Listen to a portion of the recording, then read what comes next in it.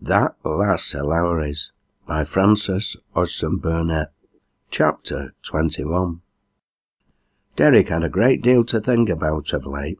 Affairs at the mines had been troublesome as usual, and he had been often irritated by adverse circumstances and the stupidity of the men who were in authority over him.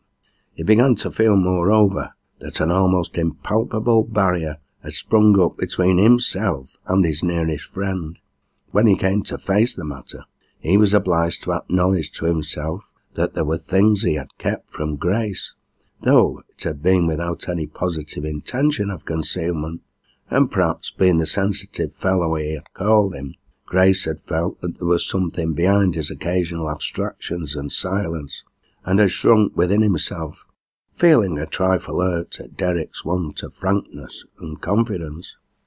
Hardly a day passed in which he did not spend some short time in the society of his Pythias. He rarely passed his lodgings without dropping in, and tonight he turned in on his way from the office and fell upon Grace hard at work over a volume of theology. "Lay your book aside," he said to him. "I want to gossip this evening, old fellow." Grace closed his book and came to his usual seat, smiling affectionately. There was a suggestion of feminine affectationness in his bearing towards his friend.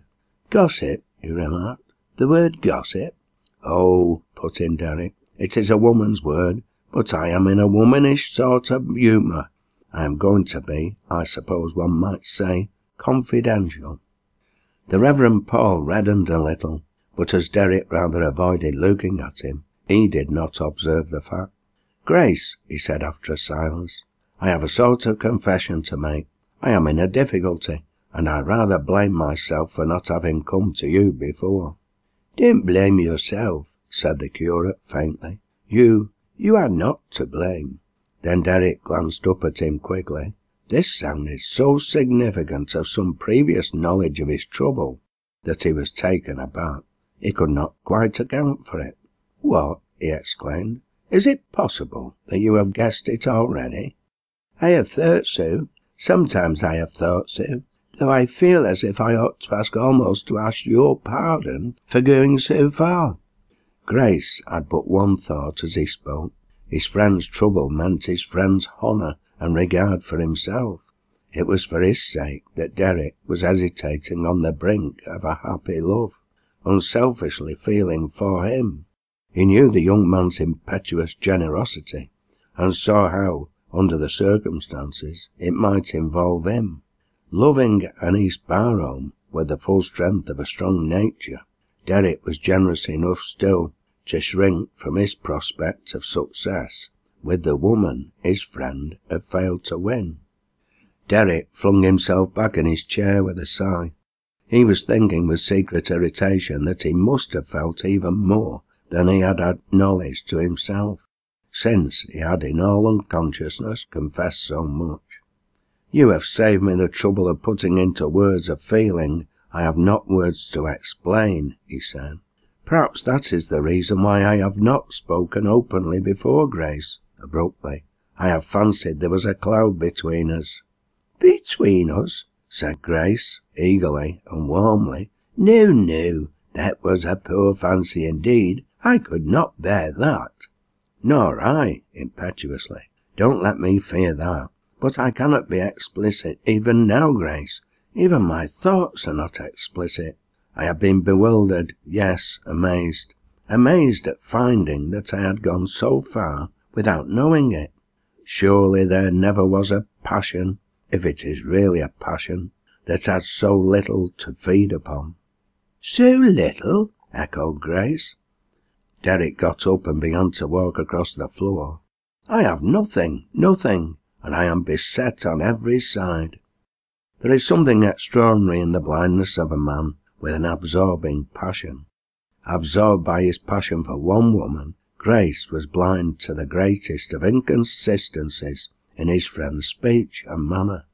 Absorbed in his passion for another woman, Derek forgot for the hour everything concerning his friend's love for an East Barham.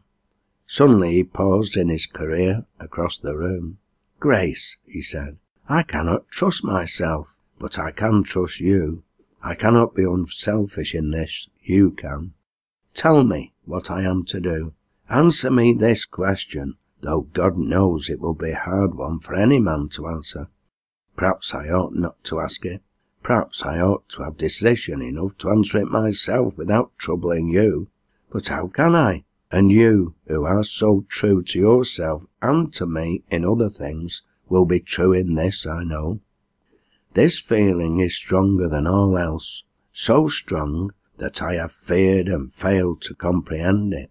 I had not even thought of it until it came upon me with fearful force, and I am conscious that it has not reached its height yet.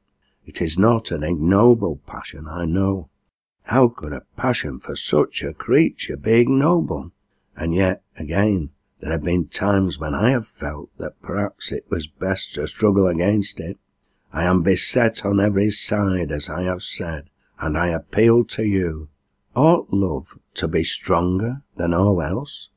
I used to tell myself so before it came upon me, and now I can only wonder at myself and tremble to find that I have grown weak. God knows it was a hard question he had asked of the man who loved him, but this man did not hesitate to answer it as freely as if he had no thought that he was signing the death warrant of all hopes for himself. Grace went to him and laid a hand upon his broad shoulder.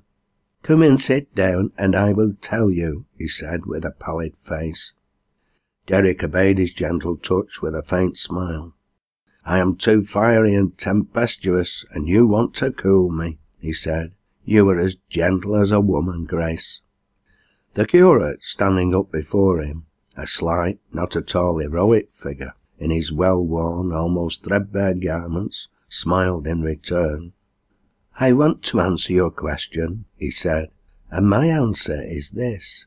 When a man loves a woman wholly, truly, purely, and to her highest honour, such love is the highest and noblest thing in this world, and nothing should lead to its sacrifice, no ambition, no hope, no friendship." Editor's footnote. Pythias was the adopted daughter of Hermias of Ateneus. She married Aristotle, with whom she had a daughter who was also named Pythias. The elder Pythias died before Aristotle, and such was her love for him, according to his will, requested that when he died he should be buried next to her.